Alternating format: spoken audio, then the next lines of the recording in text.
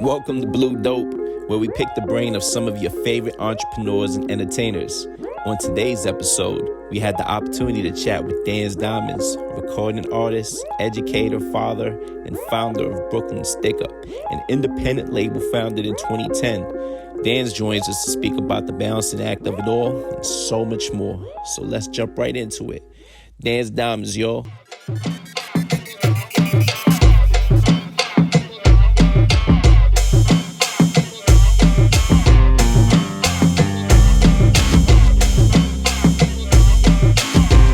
Danse Daimons in the building. What's up, Danse? You already know, Blue. It's a BKLYN STICKUP. What's going on, brother?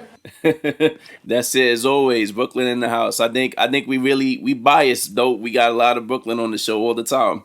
Yeah, we're biased. We're very, very biased. It's cool, though. We could do that. It's our show. I mean, BKLYN's a big place, though, so Flatbush is in the building. First and foremost, right? First and foremost. Here we go. I'm going to start it off with a story because I was reminiscing on it the other day. It was funny. So the first time I met Danse, I was doing the photography and I was in a weekly show lineup, like a rap showcase. And, you know, like Danse comes through, but he comes through with like 40, 50 guys. And everybody's wearing red. And, you know, so they pull up, just mad deep, take over the whole joint. And I'm there taking pictures, and I'm Dolo. I'm just photographer at the point. And one of his mans comes up to me. He's like, "Yo, what's good?" I'm like, "I'm chilling, I'm good." And he's like, "Yo, these pictures, man, I need these." And I'm talking about Strike. Shout out to Strike. And he goes, "You know, what's your name?" I'm like, "Blue." And he just looks at me like, "What? Like, what you saying?" And I said, "Yo, my name Blue. I'm just keeping strong right now. My name Blue." And we in here, you know, I'm by myself. We got this $1,500 camera. It's all love though. And they was all cool, but you know, the whole point of that story was, man, from day one, I always seen Danse rolling deep, and he really has a connection to everybody who rolls with him. So we're gonna talk about that real quick. So Flatbush coming up, when did you start the rapping? I always played around with it, you know what I'm saying, in high school, you know what I'm saying, but it wasn't really till I got actually my freshman year in college. I was in Baltimore, I was in Coppin State, shout out Coppin State, you know what I'm saying? We was really in the wire, you feel me? So shout out to all the HBCUs out there too. But I was in Baltimore, and I was playing ball down there, and somebody, a dude had just transferred onto the team. He happened to be from the Bronx. So his first night there, you know, he was from New York, so I kind of took him under the wing, you know what I'm saying, like, per se, and was just showing him the ropes and hanging out with him that night. And, you know, we got back to the dorm, chilling, you know what I'm saying, put something in the air, we was sipping something. And everybody was freestyling at that time. Everybody was going crazy, you know what I'm saying? Like, everybody was losing their mind, you know what I'm saying? It was the real bar era. And homie just starts going off. I'm talking about going off, Blue. You know what I'm saying? Like, and you know my body, you know my bar work. If I'm telling you he was going off, yo, dope. He was going off, you heard me? And I'm talking about the top, you feel me? So I'm like, yo, this shit is different. Like, homie's like filthy. So come to find out, like, we keep kicking it that night, and he had heavy ties to Pun and Joe. So I'm like, wow, like, then he started showing me pictures and shit. Like, he had pictures on him. Like, this is before, like, cell phone pictures and shit like that. He had, like, fucking Kodak pictures on him, like, from the block. And he would Pun, he would Joe, like, and I'm like, oh, shit, like, heavy with Terror Squad. So he asked me, he was like, yo, you don't write? And I was like, nah, I listen to rap. I never wrote nothing before. He was like, you said that shit is mad easy. He was like, yo, let me show you how easy it is. Tomorrow when you in class, just write a rhyme. Just make sure everything rhymes. Write about whatever you want to write about and write a rhyme. I was like, I bet. Yo, Blue, I wrote like 3 pages. Like, I just kept going. Like, I'm like, I'm just writing line after line. Like, 100 balls. You know what I'm saying? Like, so when I got back to the dorm that night, he was like, yo, you wrote that? I'm like, yeah, matter of fact, I did. He's like, let me hear that. So I just started reading this shit. Like, I didn't know nothing about balls and no cadences and putting them together. I was just reading what I wrote. And he was like, yo, dog, you got it. Like, you need to take this shit serious. And for him to say that to me, for somebody the night before that, I was like, yo, son is insane. I was like, nah, I'm gonna fuck with this shit. And that was it for me. I just kept writing. From that day on, I just kept writing. Wow. And that's how it started for me, like trying to outdo one verse at a time. I'm curious, whatever happened to Dude?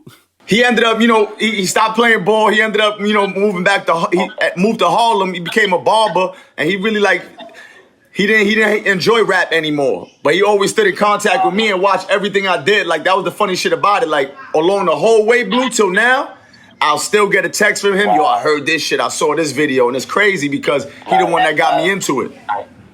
Like, I could hear in your music, that story in itself where you kind of, rap found you. You didn't find rap. 100% dope. You weren't looking for it. What's dope to me is I can hear heavy influence of really, really respected artists like a Nas. I could hear Jada Kiss. I can even hear a little. Jada's my favorite artist. Yeah. I can even hear a little bit of pun in there too. Yeah, so it's really dope to me that like that story of how rap found you. I'm gonna say it like that. How rap found you, but it just comes so naturally for you to embody greatness. I appreciate that, dope. That I'm humbled by that. You know what I'm saying? Because the names you just mentioned, all I ever did was, look up to these guys and try to emulate them, and and at that point, when they were really doing what they were doing, that's when people were really listening. Right. And really critiquing, and like we were rap critics, you feel me? We were all critics. And like we was breaking down bar for bar, like, yo, you heard what he said? Nah, he meant this. He meant, like, we was really listening to bars, like. And for somebody to listen to my music and say that they can hear that it was influenced by those people, that means a lot to me, and I appreciate that. You're welcome.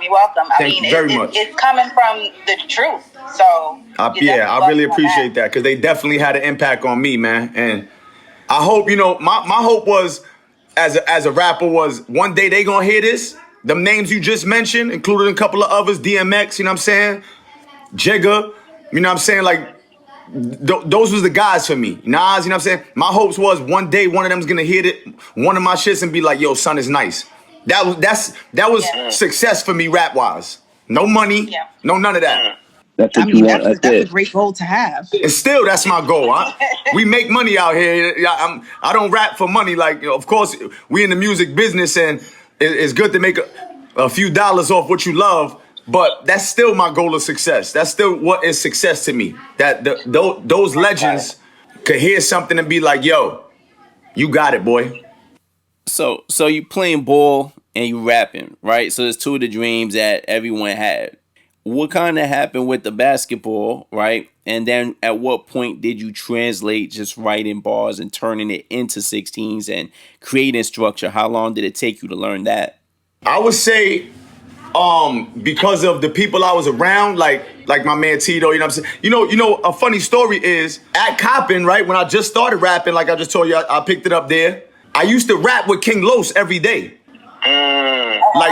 Los is my man. You feel what I'm saying? From Baltimore. You feel me? Like before the making the bench, like me and Los was in school. He was on campus. He didn't stay on campus though, but he was from Baltimore. He was on campus every day. We was hoop together. We was spit together. Wow. So imagine who I was around. I'm watching, and Los one of the greatest ever. Los one of the greatest rappers ever. Period. We talking freestyle. I don't know nobody that can spit off the top that could go toe to toe with Los. I put my money on it. Dead ass. Los will smoke anybody.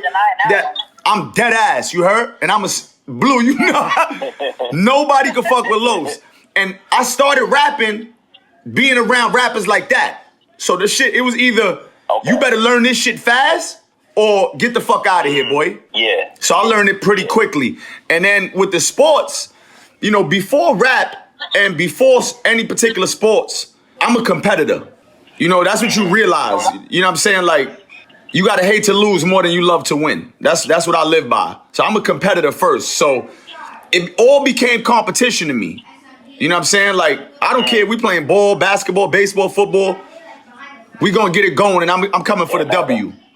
So it was easy for me to be determined and dedicated to becoming nice at it, because I didn't want to lose. Nowhere, never. So I mean, let's fast forward, because by the time I met you, right, you had a whole crew. right? And you got people rolling with you, a lot of other artists in the crew. How did the crew come about, and what was the transition back to Brooklyn? Besides Busy in Chicago, those are all my guys that I grew up with. You know, Busy and Busy, my manager, who's my fucking brother, that's my twin. I didn't meet Busy till I was already doing this. I was in the Bronx, you know, rapping with, I was on Vice Ave with Corey Guns and Dilla, and you know what I mean? Like, I was chilling in the Bronx a lot. I was getting money uptown.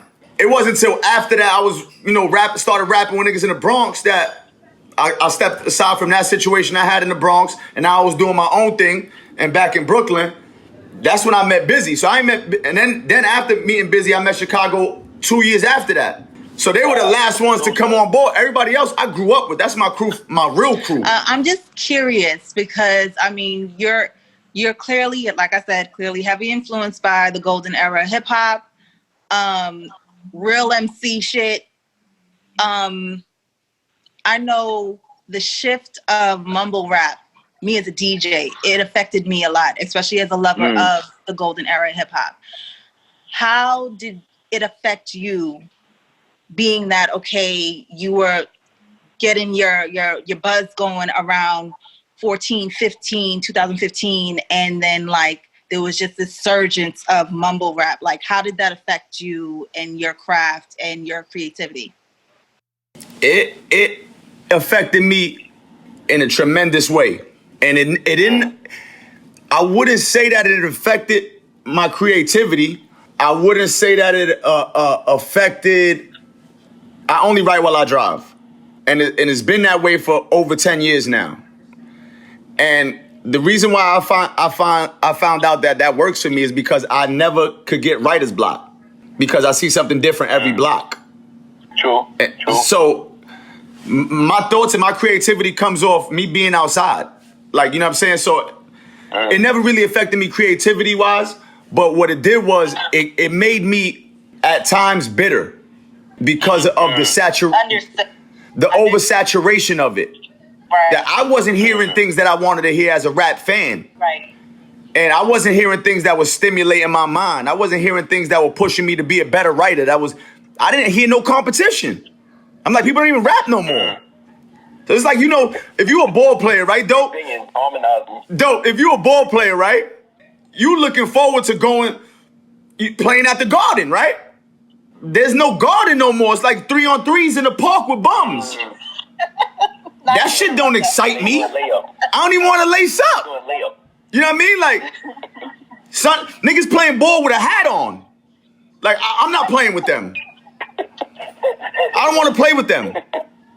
It's no fun to me. So it affected me that way to the point where I'm like, wait a minute. This isn't the rap that I consider great rap personally. And I'm biased, like I said, and that's cool. Everybody got their own cup of tea with music. But it bothered me so much that the way the music industry was going, that you would hear nothing else on the radio or anywhere pretty much. So real rap became underground and like a taboo thing. And I'm like, what the fuck is going on here?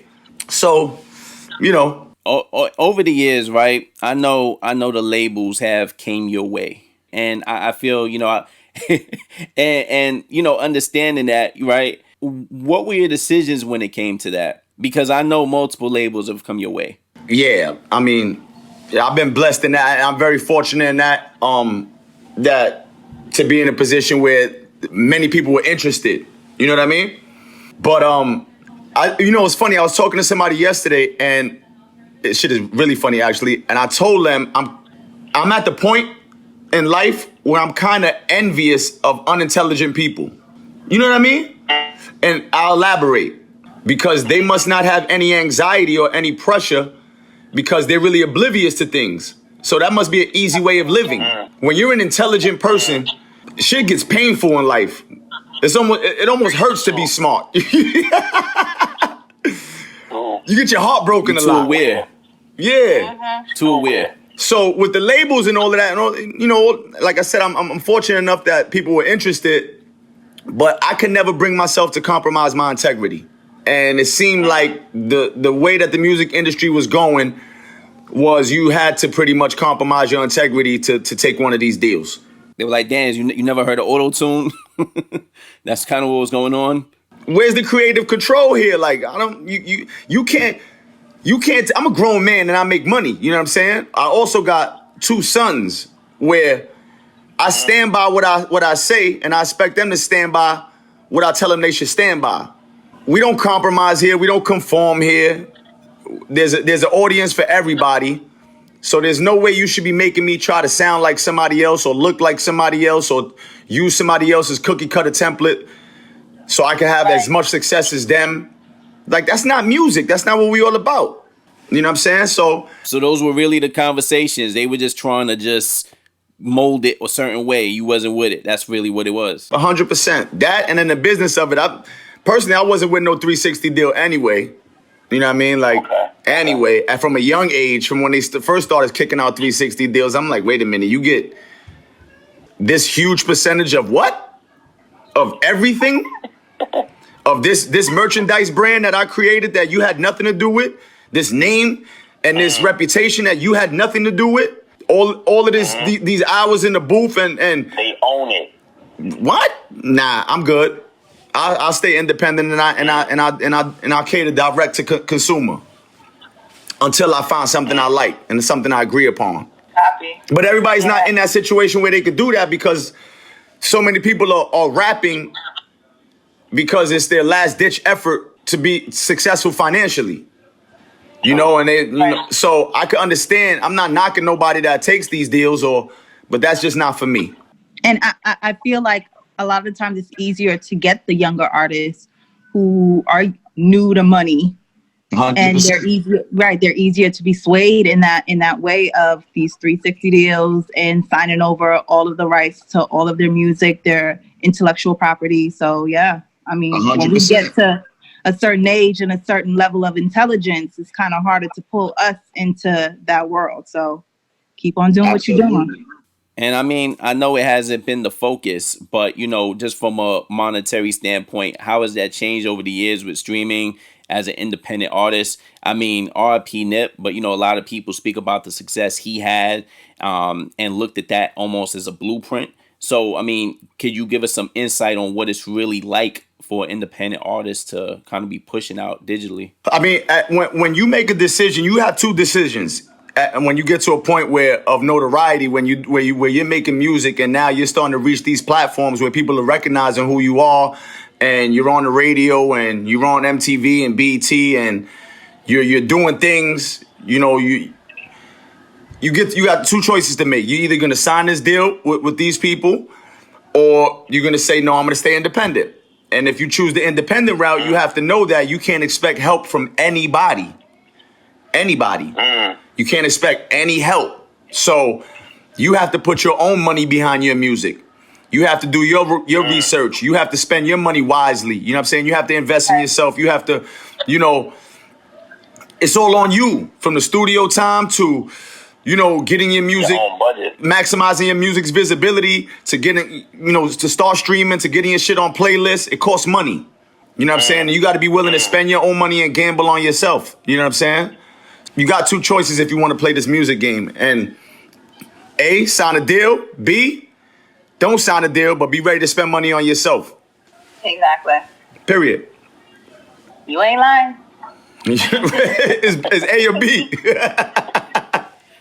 Now, I always felt, you know, from looking at your whole crew, I always felt like, you know, Dan's was never alone. I saw your team grow from 50 to even then 200. And then you had fans following 300-400 people coming out for you. And I could say that there's been venues that I've seen you in where the artists with the deal didn't even have that type of following. They didn't have that type of support come out for them at the shows. I mean, you're pulling in more like fans and, you know, supporters than the people that are the headlining, right? With that said, did you ever feel alone through those times of having that many people with you, or 100%? And I felt alone a lot. By alone, I mean alone in, you know, the whole pretty much the whole damn borough's with me. You know what I'm saying? But I'm alone in this position, in this endeavor. So I'm deep. We deep. I got a whole gang with me, but I'm the leader of the gang, and I'm not only am I the leader of the gang, I'm the CEO of Brooklyn Stickup.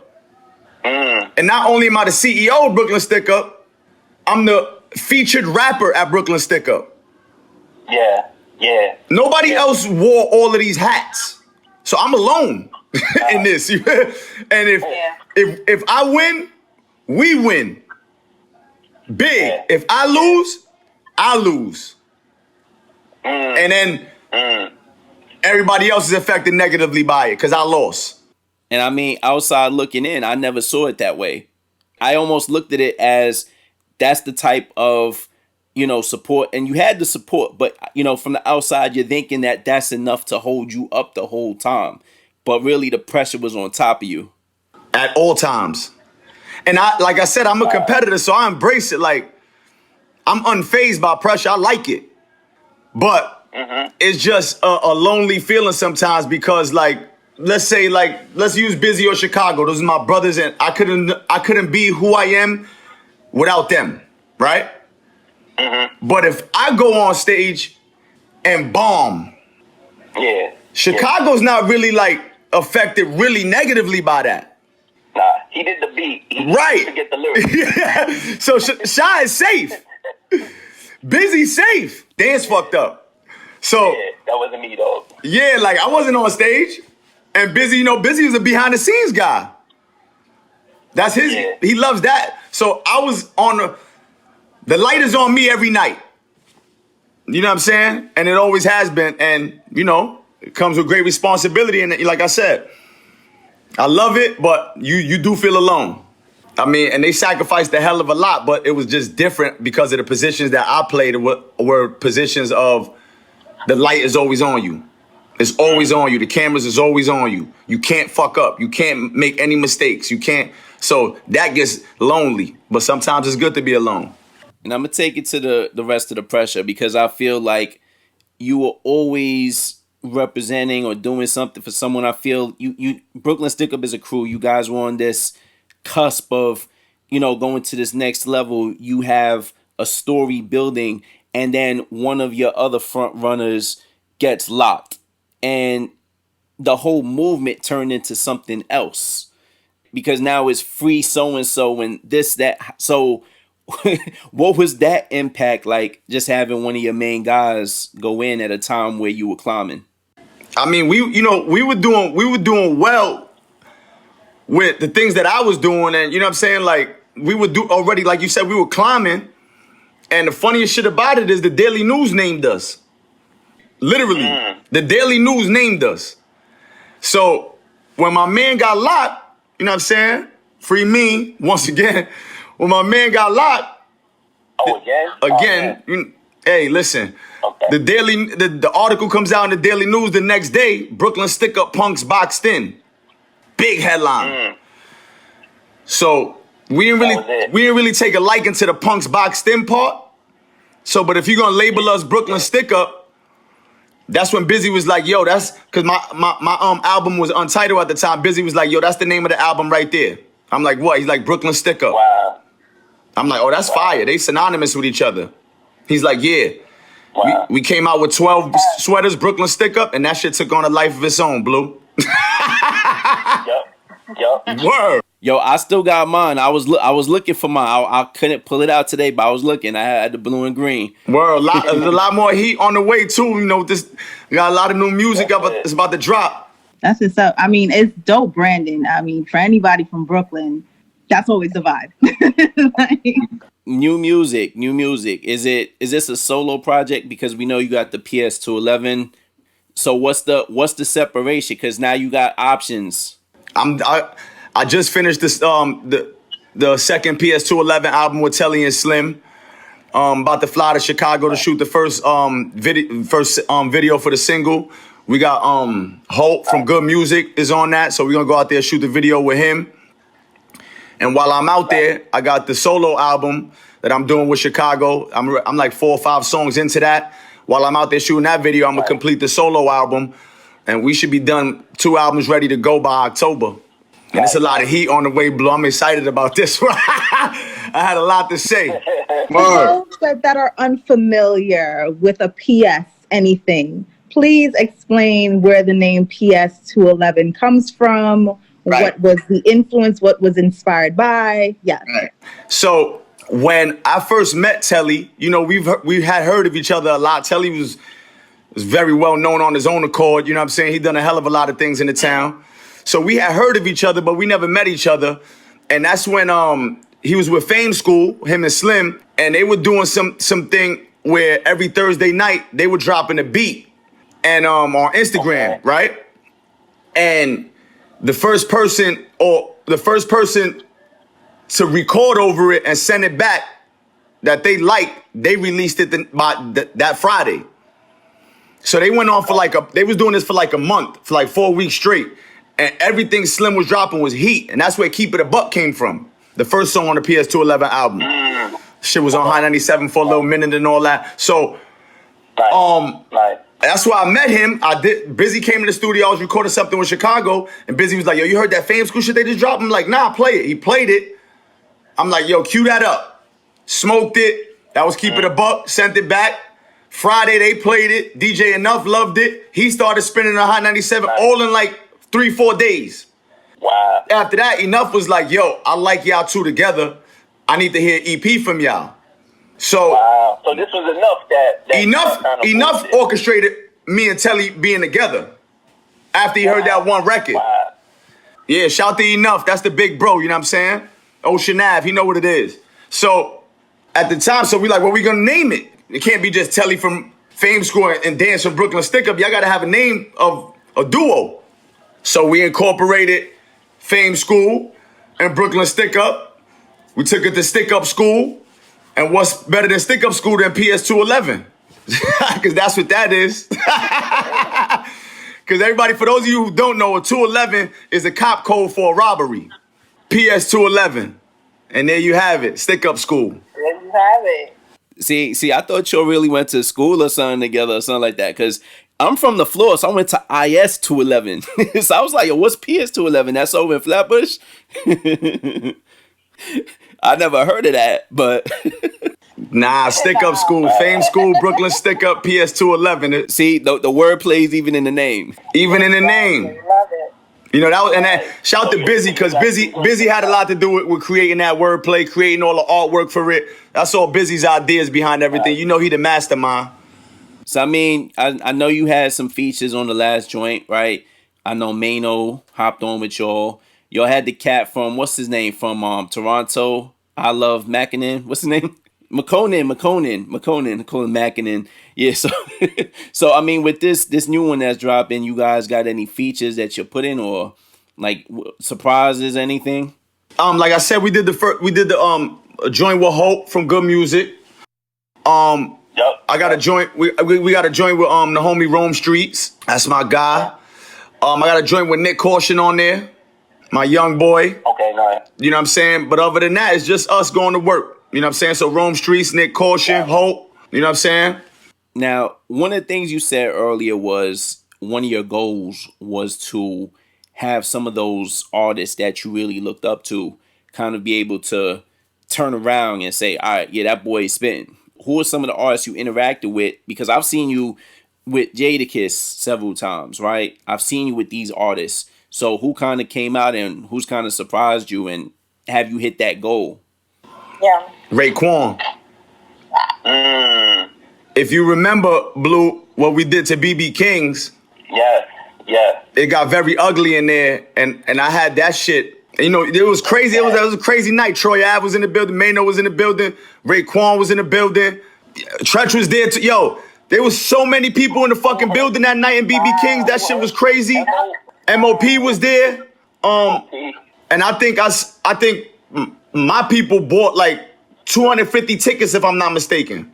When they saw what I did, you know, the craziest thing is Raekwon pulled me to the side backstage and was like, yo, my man, you serious, yo. You serious. Wow. And that shit, That's dope. that was it for me. The chef? You crazy? That's it. I had a little different limp in my bop, you heard? But people like, you know what I'm saying? Like, you know, Jada has seen me go to work and saluted me. You know what I'm saying? And there's much respect there. Fat Joe seen me go to work and saluted me earlier on in my career. You know, Spike Lee, you know, Spike Lee done pulled me to the side. Brooklyn Hip Hop Festival, big time saluted me. Wow. So it's like when you see names. And you a Knicks fan too, right? You know that. Die hard. So, you know, East Side Lakers fan, East Side, you heard? It's East Side over here. But when you get names like that, and you know, like Enough, Camilo always, that's my man right there.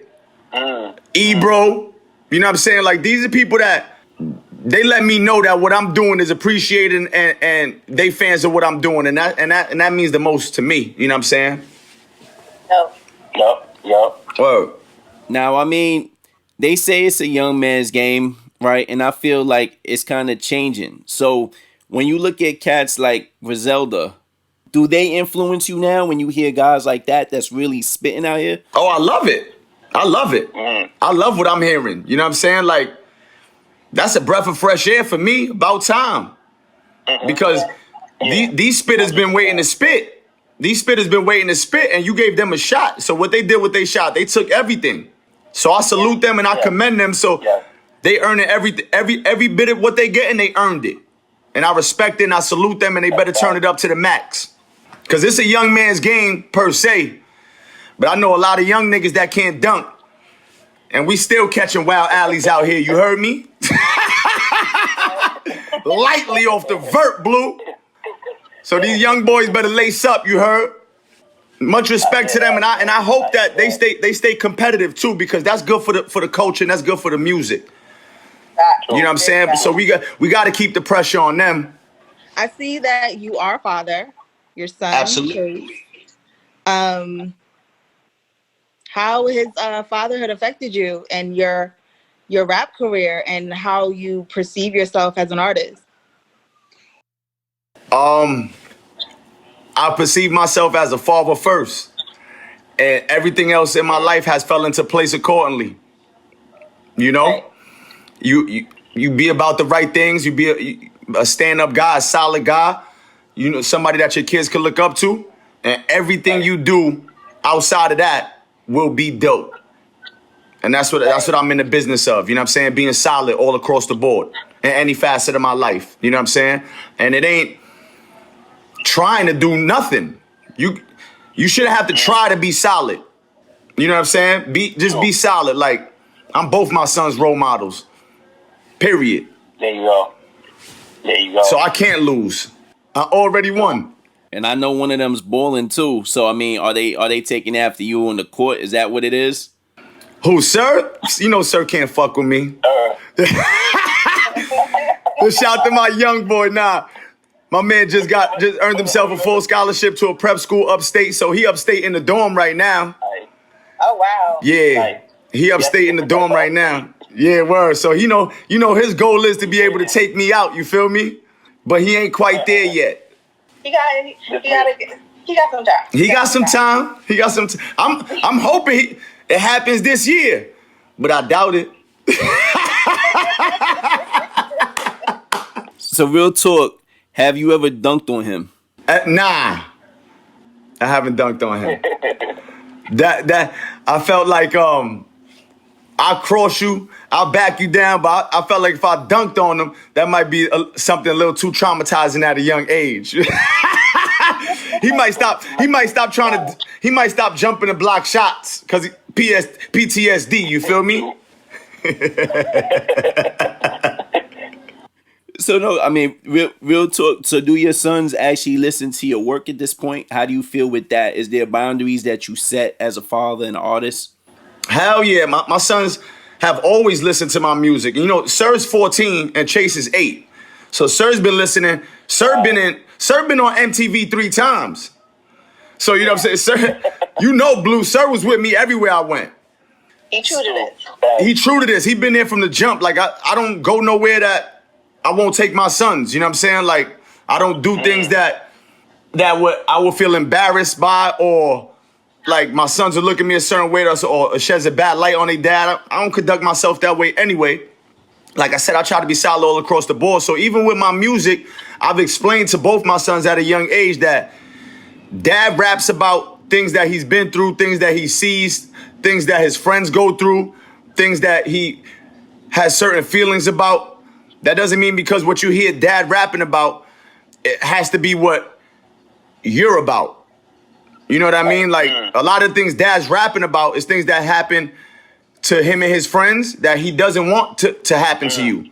So when you listen to these things, know that there's people who have been through unfortunate circumstances and who might be less fortunate or come from a less fortunate place. And dad is shedding light for these people and shedding light on reality. All I'm doing is talking current events. So they know that. They know that. And they my biggest fans too. Chase is younger. So Chase told me last year that I was his second favorite rapper. Now I know for you, it was going to school and discovering the art while there. So right now, your son is balling. What if it turns into the same thing, right? Where he comes from you, right? So his part, he got the ball. What if he starts rapping? Like, what are some of the details and things that you would share with him and even other younger artists stepping into the game now that your own son might roll into? Be yourself at all times. Stay away from suckers and tear everybody's face off. You gotta keep shit simple and plain. That's the problem. Like, people want to be vague about shit. Keep the rules very simple and plain for the young people. Yo, this is what you want to do? Cool, no doubt. Be yourself. Don't let anybody tell you who to be or how to be. Stay sucker free. We're not here for the bullshit. We're not looking for the bullshit, but don't bring us the bullshit either. And tear everybody's face off when you step in that booth. No different than the court. Because this is a dog-eat-dog world. It's kill or be killed out here. And somebody's going to leave with the W. And it's for damn sure going to be me. Right. And that got to be your mindset. I hear that. You know what I'm saying? Well, let me write this down myself. Don't! Let me scribble this down right quick in the notes. Mantra. Got you. Mantra. Here we go. Words to live by. No, I mean, you always been transparent. And I think one of the things that not everyone knows about you, or I'm sure a lot of your fans know it by now, you didn't even stop with just like your bachelor's with school. I remember hearing the stories, like you kept furthering your education. Like, let's talk about that, because I think people write off rappers especially as uneducated, etc. And there's all these stereotypes, you know? Right. Yeah, how many rappers you know with the masters?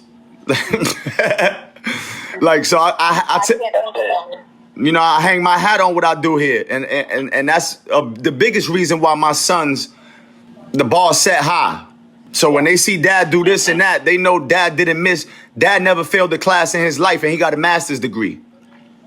You know what I'm saying? Dad been in the street all his life and never failed a class in his life. Dad didn't play when it came to going to school because grandpa didn't play with dad. Fail a class, I'll break your ass. You feel me? How about that? I was raised right. I ain't have no other choice but to get busy in every one of my classes, and I did. So I come from a real man. You know what I'm saying? But I come from a Marine from Brownsville. You do the math. I don't envy your upbringing. You feel me? And he kept it simple, though. He kept it simple with me. Yo, you handle your business, and we all good. You know what I'm saying? And I always did. I never, you know, like I said, so I got my bachelor's, went ahead and got my master's, and you know what I'm saying? And it's been the best decision that I made. It's one of the things I'm most proud of in my life. And throughout my whole rap career, Blue could tell you, Blue know me, you know, he had a closer relationship than me than a lot of people, and I don't lie. A lot of people, especially independent rappers, they hide what they do in the daytime. They never tell you what they do in real life. I never hide that. You go on my Instagram, you know what I do. I'm a teacher. You understand? my kids look up to me. All my students look up to me. I'm a rock star in the building. Believe it. Because a lot of kids can't fathom, like, yo, how? I just saw you on Sway in the morning. Like, how you at work the next day? Like, they can't. You want to take a day off? Like, You was just on Doomsday Cypher. Like, I didn't even take a day off work when I did the VMAs in Italy. You know what I'm saying? They flew me out. I got out there Friday night. The VMAs was Sunday. So I took Monday off to fly back. Tuesday morning, I'm back at work. wow. That's just my lifestyle and how I live. And that's what I meant by, it's easy to feel lonely sometimes because everybody didn't have to do what I was doing. Like, I was really, I always kept a full-time job throughout this whole rap shit and went toe-to-toe with everybody. So speaking of, okay, so you mentioned that you are a teacher. Right. And I'm learning you. I'm learning you as I go. And I did read up on you about your finding your way to give back to the community and give back locally. Can you expand on that? You know, one of the things that I've noticed growing up, you know, we've all noticed it. All of us in here right now noticed it. It's nothing that we're oblivious to, is that there's not enough positive male figures in our communities where we from. There's not enough. There's not enough. And beyond positive male figures, because I think that term gets thrown around very loosely. And I think it's really vague when you think about it. Like, what's a positive male figure? Like, what is that? Right. I think that there's not enough men that speak to enough young men correctly. There's not enough men that show enough young men how to really get busy and be in a respectable fashion out here. Right. And I think that there's not enough men that show enough young men that you can do multiple things. You can juggle things. You can chase multiple careers. You can chase your dream while providing for your family on a daily basis. You can do all of these things. You can do all of them. You can do them, and you can do them your way. But there's not enough people showing them that, so they don't believe it. So they choose other routes. That's why I'm as transparent as I could possibly be, because you could look at me. And they do, and they like, and you know, they look at me and like, damn, Mr. S. That's what they call me, you know what I'm saying? Like, damn, I want to do that. You know, damn, I want to be a teacher. Damn, I want to be a coach. Damn, I want to be a rapper. And so many of my students have gone to school to become teachers. So many of them have taken rap seriously now, and some of them are buzzing. I won't name their names right now because, you know what I'm saying? But some of them are buzzing, and a lot of them have become coaches and ball players, you know what I'm saying? So you could do as many things you want, how you want to do them. You don't let nobody knock you off your pivot. You just keep chasing and stay sucker free. And that's all. I don't think there's enough people telling these young men or showing these young men how to get busy like that. Can't argue with that. You know, even when it comes to speaking wise, you know what I'm saying? Like, when you have a conversation, you exchange dialogue with these young men, and a lot of kids from where we from, they attribute you being able to speak and articulate and you having a good vocabulary with, like, you talking like a white person. Right. Like, what? Like, that depresses me when they say that. That breaks my heart. Like, yo, you could be from the hood. When you get to the hood, you could talk however you talk. Like me, we talk like we talk, and there's a time and place to cater that talk a little bit differently. Yeah. Put the filters on it. You know what I'm saying? Like, you know, speak effectively, speak efficiently. Right. And you know, there's not enough people doing it and telling these kids and showing them the way. So I take pride in the fact that I could do that on a daily basis. I think it's the most rewarding job in the world. So, I mean, you know, back to the music now. You got the albums dropping. What is left in the future of your career that you're looking to attain or get to? What's going to make you feel satisfied now? You've done a lot. You've had a lot of accolades. You've met a lot of people, worked with a lot of people. What's left for you to feel satisfied to the point where you can walk away from the game? Like I said, I feel like I've already won personally. Like the funny thing is, I'm naming the solo album The Last Dance. You know what I'm saying? So it's gonna get loopy. You know what I mean? Like it's gonna get loopy. Trust what I'm telling you. We're gonna let the guns go on this one. But I just want to have fun with it, and I want to. I think what I would say would be success in my eyes is that I leave my mark in Brooklyn rap wise as somebody that people could brag about and say, nah, they can't really fuck with him. You know what I'm saying? Like it's not monetary for me. You know what I'm saying? Like of course we want to make money in the music business, so we're gonna make sure that we move straight business wise, but it's the barbershop talk for me. You know what I'm saying? It's the stoop talk for me. It's the little kids running around with a BKLYN Stick-Up t-shirt for me. It's the kids screaming, yo, Dance is my favorite rapper, and arguing with his homie who got another favorite rapper and go bar for bar that, you know, he knows all my lyrics and but he said this and that. What your man said.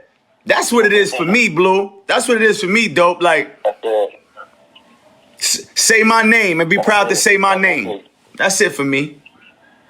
I mean, I honestly, as a creative myself, I feel the same way. That's really where you make your mark. So I completely and wholeheartedly agree. Right. And I really feel like you're on that path for sure. I appreciate that. Because everything else takes care of itself after that. If you got enough kids and people talking about you like that, of course everything else is going to fall into place. So that's the only thing short-term goals for me. Make them proud to say your name. Make them proud to, argue about you. That's it. So, PS 211 album on the way. But yo, I'm a leave everyone on a cliffhanger because y'all gotta remember The Last Dance was like a 7-part series. So you never know what Danze is gonna do if he got The Last Dance. I might be ahead of everybody with that. That boy good. But that's where my mind went. That's how I got real hype. So that's why that boy good. That boy good. That's it. That boy good. Y'all on the right path. But yo, you already know what it is. It's Blue Dope, man. Yo, Danze, thanks for hopping on and just, being part of this interview, and much success to you. You've had a lot of accolades, and we didn't even, really go deep. Where can people find you right now? Where can they listen? On Apple Music, Danze. You can search me on Apple Music. I'm up there. You can search PS211 on Apple Music, Spotify. We up there. We everywhere on your streaming platforms. Find me at Instagram at BKLYN STICKUP, BKLYN STICKUP. Seamless campaign. Y'all know what it is, man. Flatbush, we in the building. Thanks for having me. Blue, Dope. Thank you guys. I really appreciate it. It was a blast, man. I really love talking like this. Thank you very much.